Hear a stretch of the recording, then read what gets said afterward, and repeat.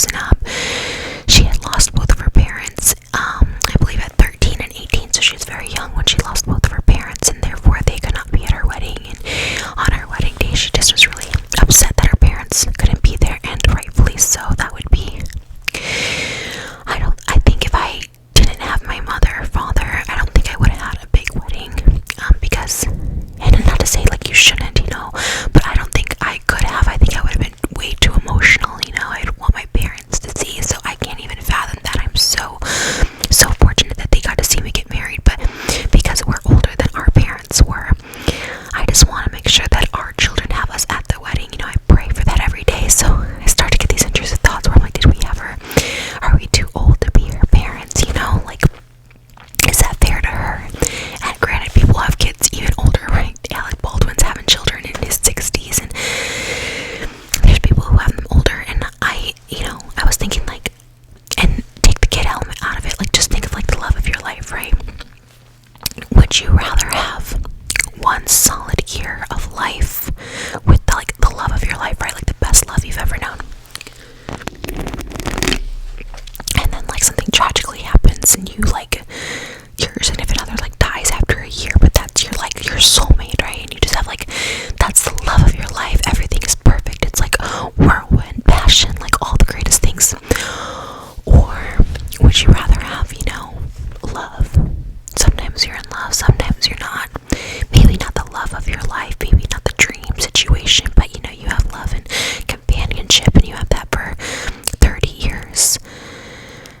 And I thought, like, some people are fortunate enough to have both, but I also think, like, what would you choose? Would you choose, like, the greatest love you've ever known for a year, or just mediocre love for 30 years? Like, if you could choose, but that 30 years, you get to have, like, a life together, you both are in good health, all of the above, or have, like, the greatest love, and that your partner, like, tragically dies after a year. And I don't know why that, like, thought comes into my head. I do feel like I'm fortunate where I, like, get both, right? Like, I do have, like, the greatest love ever, so I don't really have to, like, choose. But I guess I kind of think that too. It's like with kids, it's like, okay, so I get those intrusive thoughts, but then I have to think, okay, would you rather just never have children, never get to experience, like, the firsts and raise them as much as you can, like, maybe if you don't live to see their wedding, people are getting married older in their 30s, maybe you live to see them graduate high school, or maybe you live to, like, give them all their, like, life lessons and instill goodness in them. Because at the end of the day, right, like, death is a part of life. Nobody can skip it. Nobody passes death. Like, it's just a guarantee.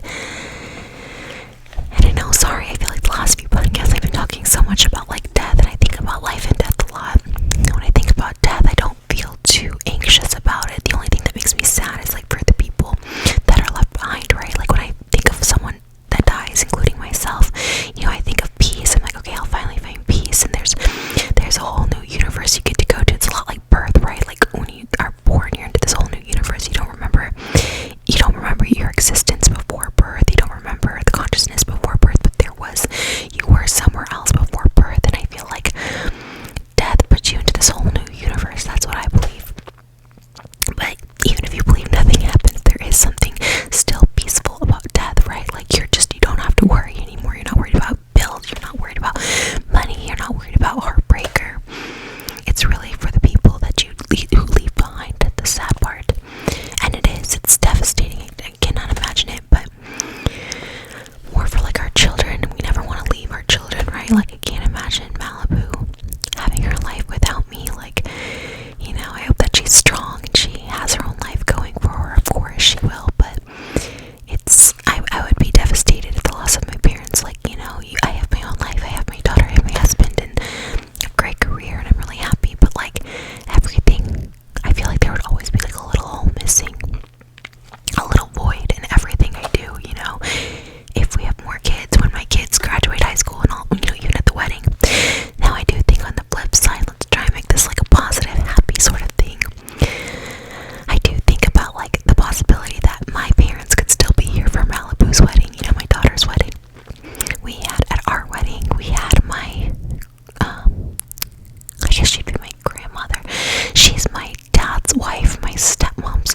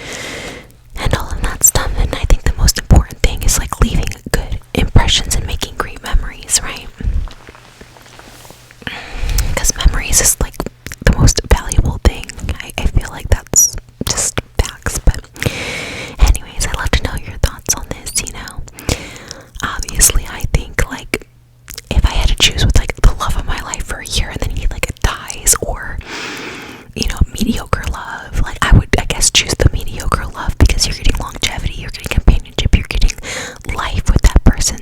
In the 1 year scenario, yeah, you have like hot love and hot love making, and it's perfect and it's passion, and you have your soulmate, you found your other half on this earth, but that person tragically dies. Like, no, I'm sorry, no, I don't want to do that. I don't want to know that person at all, which is kind of sad because, like, they say everyone has a soulmate, multiple soulmates. They say sometimes, you know, on this earth, and if you don't find that soul to connect to, you kind of feel like you're a little lost.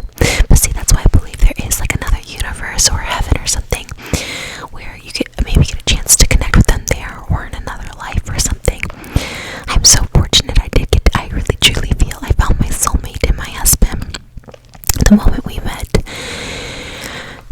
something just felt safe and right, and it's hard to explain. And we had a very tumultuous beginning to our relationship. It wasn't just like love at first sight. It wasn't dating. It wasn't like, oh, we're gonna get married. Like, it wasn't that necessarily, but there was something like we kept drawing back to each other. We kept, like, even when we would take a break or break up or whatever the case was, something was like drawing us back to each other. It was the first time that ever happened with me in a relationship where, like, we both just kept coming back to each other. It was like quite beautiful, and now we are just so like in sync and like so on the same page. Everything just fits right. We flow together, and if there's an up, we go up together, and if there's a down, we're down together, and we just really like stick by each other's side. And I think that's what a soulmate is.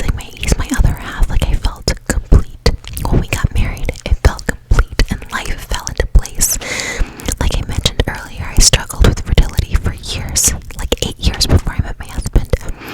So the fact that we conceived, like, literally weeks, like, we technically probably conceived on our wedding night. We got married December 11th, 2021, and I had my daughter September 14th, 2022. So, like, literal 9 months later, it just felt like a sign from the universe.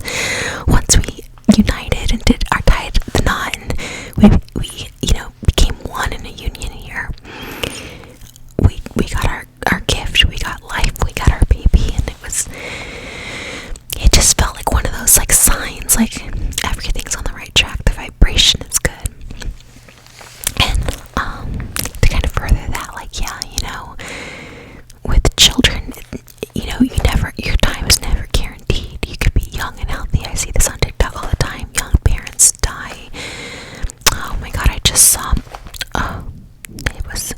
I didn't know the story. I wasn't familiar. And now I can't think of the last name. Oh man. There was a young girl on TikTok, and she was doing a morning routine as a widowed pregnant woman, and she looked very young. She's beautiful, but she looked very, very young. So of course I went to her page. I was trying to like figure out what happened. I believe she was married. Yeah, I think she was married to a football player. He played college football. I can't remember the team. But he did pass away, and he looked to be very, very young. And she did the gender reveal. She basically did one of those TikToks where it's like things you've missed since you've been gone, and one of those things was you became a father. So it leads me to believe maybe he didn't know that she was pregnant, or they didn't know at the time.